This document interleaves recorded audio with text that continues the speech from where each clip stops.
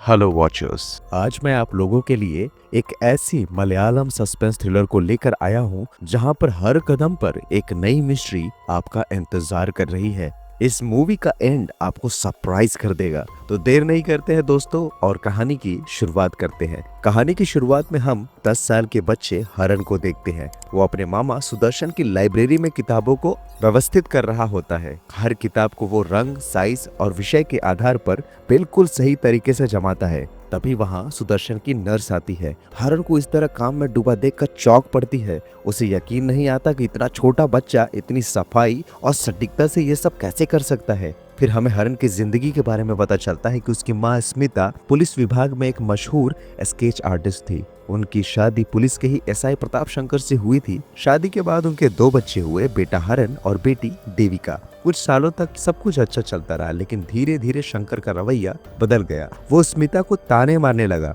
परेशान करने लगा। आखिरकार करीब 10 साल तक ये सब कुछ सहने के बाद स्मिता ने शंकर से तलाक ले लिया। तलाक के बाद कोर्ट ने हरण की कस्टडी उसके पिता शंकर को दे दी, जबकि देविका अपनी माँ स्मिता के साथ रही। इसके बाद स्मिता ने दूसरी शादी कर ली और नए पति से एक और बेटी हुई जिसका नाम नीरजा रखा गया। दूसरी तरफ शंकर हरण पर सख्ती बरतता रहा, छोटी छोटी बातों पर उसे डांटता रहा, ताने मारता रहा। ऐसे ही 7 साल गुजर गए। आगे चलकर स्मिता का दूसरा पति भी मर चुका था और स्मिता की सेहत भी खराब रहने लगी थी। इसीलिए स्मिता का भाई सुदर्शन पहले से ही उसकी 2 बेटियां देविका और नीरजा को अपने घर पर ले आया था। जब शंकर की मौत हुई तो सुदर्शन ने हरण को भी पास बुला लिया ताकि तीनों बच्चों की देखभाल वो एक साथ कर सके। घर आने के बाद सुदर्शन को हरण के व्यवहार में कुछ अजीब बात दिखी। पता चला कि वो अपने पिता के साथ रहते हुए और उनकी सख्ती सहते हुए हरण को ओसीडी की समस्या हो गई है। इस बीमारी में इंसान हर काम को परफेक्शन के साथ करना चाहता है। कुछ ही दिनों बाद स्मिता की हालत और बिगड़ जाती है और उसकी मृत्यु हो जाती है। अब हरण, देविका और नीरजा की पूरी जिम्मेदारी सुदर्शन पर आ जाती है। अब कहानी आगे बढ़ती है। कई साल बाद हमें कोयम्बटूर शहर को दिखाया जाता है। एक मॉल के ट्रायल रूम में एक लड़की कपड़े बदल रही होती है। अचानक उसकी नजर ऊपर की ओर जाती है जहां उसे एक फोन रखा हुआ दिखता है। वो उसे नीचे उतार कर देखती है। पता चलता है कि फोन का कैमरा चालू है। उसकी हर हरकतें रिकॉर्ड हो चुकी है। गुस्से और घबराहट में वो फोन लेकर बाहर आती है, अपने दोस्तों को दिखाती है और पास खड़े एक आदमी से शिकायत करती है। वो आदमी फोन ले लेता है और मॉल के मैनेजर को गेट बंद करने को कहता है ताकि सीसीटीवी फुटेज में उस शख्स को ढूंढा जा सके जिसने फोन रखा था। लेकिन तभी एक लड़का तेजी से उस आदमी के हाथ से फोन छीनकर भागने लगता है। वो आदमी उसका पीछा करता है, मॉल के बाहर तक भी जाता है, पर वो लड़का उसकी पकड़ से दूर निकल जाता है। थोड़ी देर बाद हम देखते हैं कि वो आदमी एक बंद पड़ी टेक्सटाइल फैक्ट्री के पास पहुंचता है जहां वो भागा हुआ लड़का पहले से मौजूद होता है। यहाँ साफ हो जाता है कि इस पूरे खेल के पीछे इसी आदमी का हाथ है जिसका नाम है अमर। असल में अमर लड़कियों के निजी वीडियो बनाता था, उन्हें ब्लैकमेल करता था और फिर वीडियो डिलीट करने के लिए पैसे वसूलता था। अब कहानी आगे बढ़ती है और अमर एक रात बेहद डरा हुआ होता है। वो उसी पुरानी टेक्सटाइल फैक्ट्री में जाता है, लेकिन वहां जाने से पहले ही एक अनजान शख्स उसका इंतजार कर रहा होता है। जैसे ही अमर अंदर कदम रखता है, वो शख्स उस पर हमला कर देता है, उसे कुर्सी से बांधता है, पेट्रोल डालता है और पूरी फैक्ट्री को आग के हवाले कर देता है। अमर की भी वहीं पे मौत हो जाती है। अगले दिन पुलिस को सूचना मिलती है कि तमिलनाडु केरल बॉर्डर पर एक जली हुई लाश मिली है जो अमर की निकलती है। अमर के मौत का केस इंस्पेक्टर दिनेश को सौंपा जाता है। वो अमर के पास मिले सबूतों को एविडेंस रूम में जमा करवाता है। पुलिस स्टेशन पहुंचते ही उसे पता चलता है कि बैंगलोर से इंस्पेक्टर जैकब उससे मिलने आया है। जैकब विटनेस प्रोटेक्शन सेल में काम करता है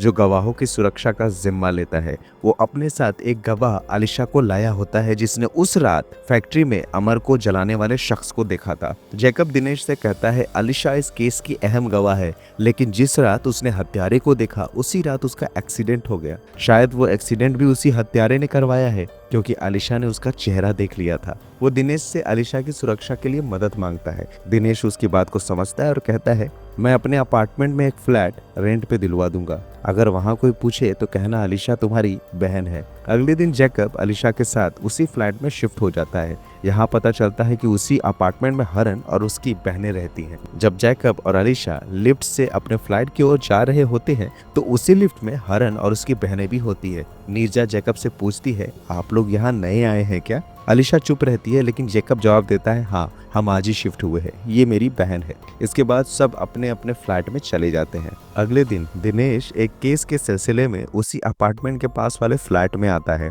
वहाँ एक बच्चे ने कुछ दिन पहले हिट एंड रन केस के आरोपी को देखा था। पुलिस एक स्केच आर्टिस्ट को लेकर आई थी जो बच्चे से डिटेल्स लेकर स्केच बनाने की कोशिश कर रहा होता है। क्योंकि ये पड़ोस की बात थी, हरण और उसके मामा सुदर्शन भी वहाँ मौजूद थे। हरण देखता है कि आर्टिस्ट गलत तरीके से स्केच बना रहा है। वो अपनी माँ स्मिता से बचपन से ही स्केचिंग की बारीकियां सीखता आया था। इसी वजह से उस आर्टिस्ट को हटाकर खुद स्केच बनाने लगता है। वहाँ वो कागज पर एक कान बनाता है। वो बच्चे से पूछता है, क्या उस आदमी का कान ऐसा ही था? बच्चा कहता है, हाँ ऐसा ही था। हरण दिनेश से कहता है, ये बच्चा झूठ बोल रहा है, इसने उस आदमी को नहीं देखा है। ये कान तो एनिमे कार्टून कैरेक्टर का है जो आजकल बच्चे देखते हैं। दिनेश, जो हरण को अपार्टमेंट की वजह से जानता है, उसकी बात पर भरोसा कर लेता है। बच्चे से दोबारा पूछने पे वो कबूल करता है कि असल में उस आदमी को उसने नहीं, उसकी छोटी बहन ने देखा था। वो डर रही थी, इसीलिए वो आ गया था। फिर बच्चे से डिटेल्स ली जाती है और हरण उसकी बातों से एक सटीक स्केच बनाकर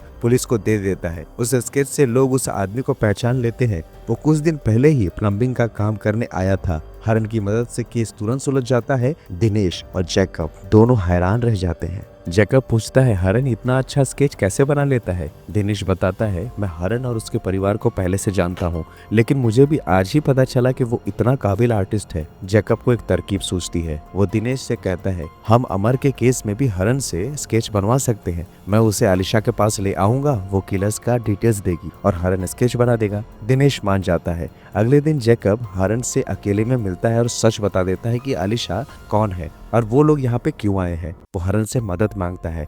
हरण थोड़ा सोचता है और स्केच बनाने के लिए फिर तैयार हो जाता है।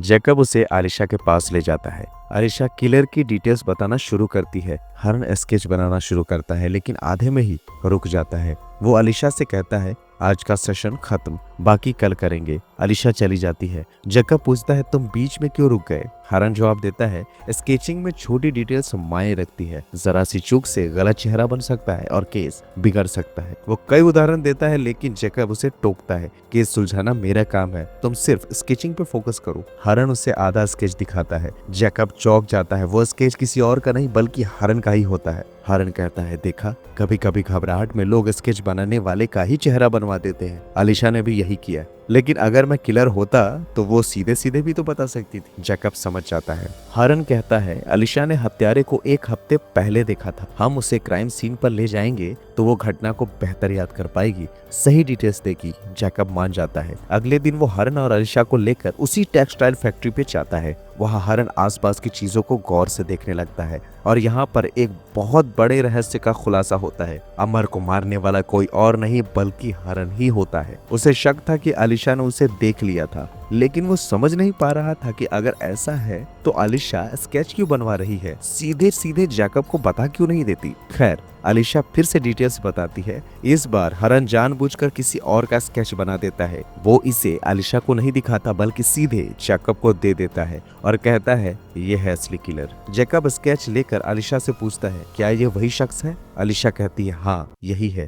हरण हैरान रह जाता है, उसने तो गलत स्केच बनाया था, फिर आलिशा झूठ क्यों बोल रही है। आगे हम देखते हैं कि हरण की बहन देविका, जो सुदर्शन के हॉस्पिटल में डॉक्टर है, और नीजा को हरण उस रात हॉस्पिटल भेज देता है। वो घर पर अकेले रहकर आलिशा की सच्चाई जानना चाहता है। वो अपनी बिल्ली के गले में जैमर बांधकर आलिशा के फ्लैट में भेज देता है ताकि वहाँ सिग्नल्स ब्लॉक हो जाए। फिर वो चुपके से आलिशा के कमरे की ओर जाता है, लेकिन तभी सुदर्शन उसे देख लेता है और कहता है, तुम इतनी रात को यहाँ पे क्या कर रहे हो? हरण कहता है, मुझे कोई आवाज सुनाई दी थी, इसीलिए देखने आया हूँ। दोनों आलिशा का दरवाजा खोलते हैं। सामने आलिशा गन ताने खड़ी रहती है। दोनों हैरान रह जाते हैं। उसी वक्त जैकब भी वहीं पहुंचता है और पूछता है, आप लोग यहाँ क्या कर रहे हैं? तीनों नोटिस करते हैं कि आलिशा किसी को ठीक से पहचान नहीं पा रही है। जैकब कहता है, आलिशा, मैं जैकब हूँ। उसका नाम सुनते ही आलिशा गन नीचे रख देती है। सुदर्शन को शक होता है कि आलिशा के दिमाग में कुछ गड़बड़ है। वो जैकब के साथ आलिशा को हॉस्पिटल ले जाता है। जांच के बाद पता चलता है कि एक्सीडेंट की वजह से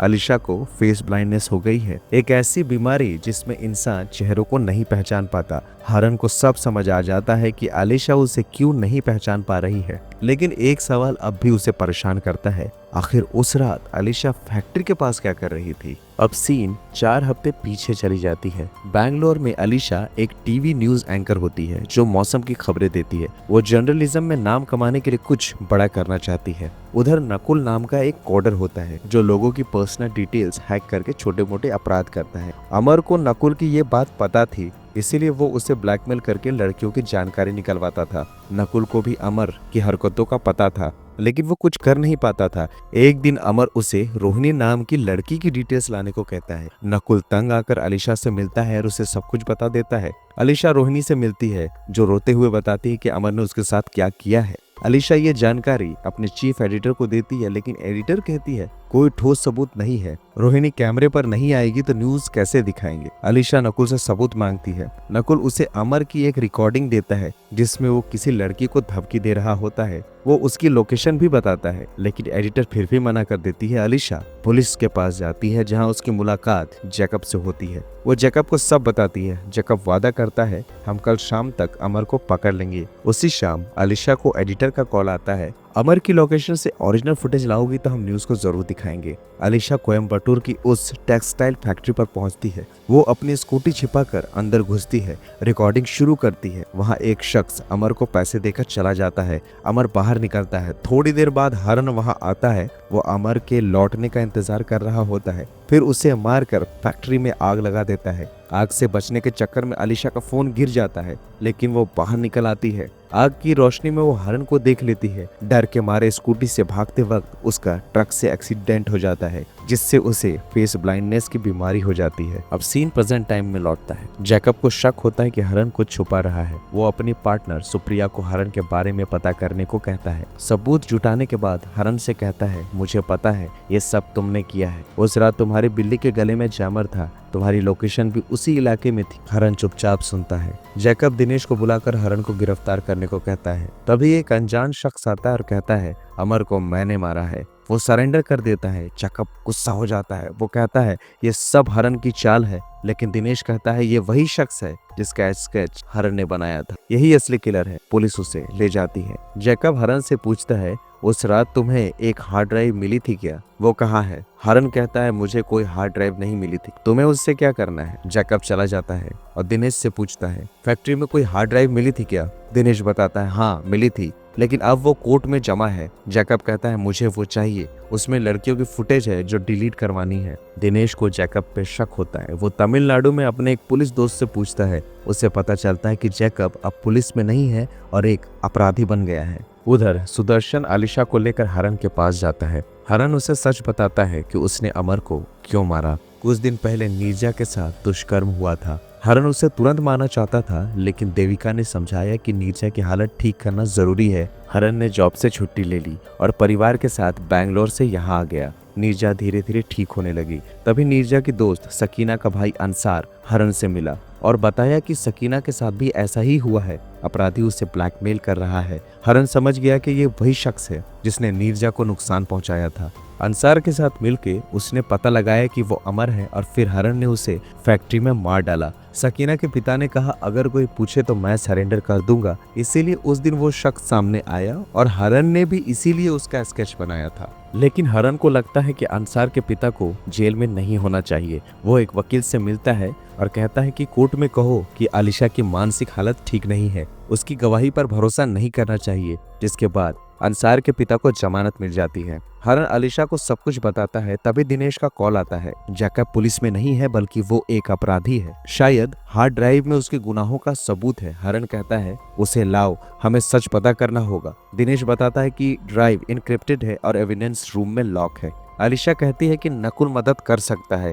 वो नकुल को फोन करके शाम को मिलने का प्लान बनाती है। हरन और अलीशा ड्राइव लेने के लिए दिनेश के पास जाते हैं, लेकिन रास्ते में जैकब उनका पीछा करने लगता है। हाईवे पर चेस के बाद हरन गाड़ी को एक फैक्ट्री में ले जाता है। वो अलीशा को कहता है अगर मैं 20 मिनट में न लौटा तो दिनेश के पास जाकर हार्ड ड्राइव नकुल से डिक्रिप्ट करवा लेना। हरन हाईवे पर लौटता है। जैकब का गाड़ी का एक्सीडेंट हो जाता है। हरन उसे पकड़ने जाता है लेकिन जैकब उसे गोली मार देता है। हरन बेहोश हो जाता है। जैकब सोचता है कि हरन मर गया। वो हरन के कपड़े पहनकर अलीशा के पास जाता है। अलीशा उसे हरन समझकर साथ देती है। दिनेश के पास पहुंचते ही जैकब दिनेश को गोली मार देता है और ड्राइव लेकर भाग जाता है। अलीशा को अपनी बीमारी के कारण लगता है कि हरन ने ही ये सब कुछ किया है। वो डरकर वहां से भाग जाती है। 48 घंटे बाद सुदर्शन, नकुल और हरन अलीशा को ढूंढते हैं। सुदर्शन समझाता है दिनेश को जैकब ने मारा है, उसने तुम्हारी बीमारी का फायदा उठाया है। अलीशा को यकीन हो जाता है। हरन जैकब की सच्चाई बताता है। जैकब विटनेस प्रोटेक्शन में काम करता था लेकिन पैसों के लिए गवाहों की पहचान अपराधियों को बेचने लगा। उसकी पार्टनर सुप्रिया डील फिक्स करती थी। बैंगलोर में एक क्रिमिनल चिनप्पा ने एक जर्नलिस्ट को मार दिया था। उसकी पत्नी चित्रमल गवाह थी। जैकब ने उसकी पहचान चिनप्पा को बेच दी थी लेकिन डिपार्टमेंट ने उसे पकड़ लिया। चिनप्पा ने जैकब को धमकाया कि चित्रमल को कोर्ट पहुंचने से पहले मार दो। जैकब ने ये काम अंसार को करवाने के लिए अमर को सकीना का वीडियो बनाने के लिए कहा लेकिन अमर ने भी उसे धोखा दे दिया। हरन ने अमर को मार डाला और अब जैकब ड्राइव के पीछे था। हरन कहता है चित्रमल को बचाने के लिए तुम्हारी मदद चाहिए। अलीशा तैयार हो जाती है। जैकब अब सुदेवन नाम के शख्स को ब्लैकमेल करता है जिसकी बेटी का वीडियो ड्राइव में होता है। वो सुदेवन से चित्रमल की फ्लाइट क्रैश करवाने के लिए कहता है लेकिन पुलिस जैकब को ढूंढ रही होती है। सुप्रिया उसे बताती है हरन कोई आम इंसान नहीं है बल्कि स्काई मार्शल है। जैकब सुदर्शन के हॉस्पिटल में ही छुप जाता है। वो देविका और नीरजा को एक कमरे में बंद कर देता है और नीरजा के वीडियो से देविका को ब्लैकमेल करता है। देविका मजबूर होकर अपने मरीज जेम्स की जगह जैकब को पट्टी बांधकर एम्बुलेंस से बाहर ले जाती है। हरन कोची एयरपोर्ट जाता है और अथॉरिटी को खतरे की खबर देता है। वो चित्रमल को बचाने के लिए फ्लाइट में चढ़ता है।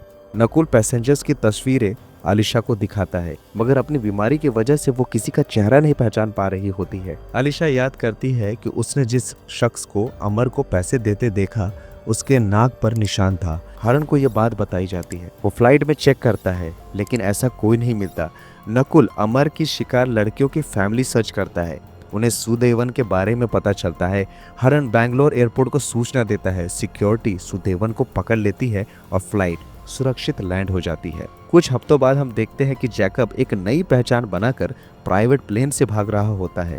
तभी एयर होस्टेस उसे कहती है सर आप बिल्कुल भी चिंता मत कीजिए, आपकी सिक्योरिटी के लिए यहाँ स्काई मार्शल है। जैकब को हरन की याद आती है और तभी हरन भी उसके सामने आ जाता है। दोनों में लड़ाई होती है और अंत में हरन जैकब को गोली मार देता है और कुछ इस तरह उसका बदला भी पूरा हो जाता है। और आखिर में दिखाया जाता है कि अलीशा हॉस्पिटल में इलाज करवा रही होती है और इसी सीन के साथ दोस्तों ये कहानी यहीं पे खत्म होती है। मुझे उम्मीद है दोस्तों कि आपको ये कहानी बहुत पसंद आई होगी और अगर पसंद आई है तो वीडियो को लाइक कीजिए, शेयर कीजिए और चैनल को सब्सक्राइब जरूर कीजिए। आगे हम मिलेंगे ऐसे ही किसी और बहुत ही जबरदस्त कहानी के साथ। तब तक के लिए thank you very much for watching. Keep watching, watch on point.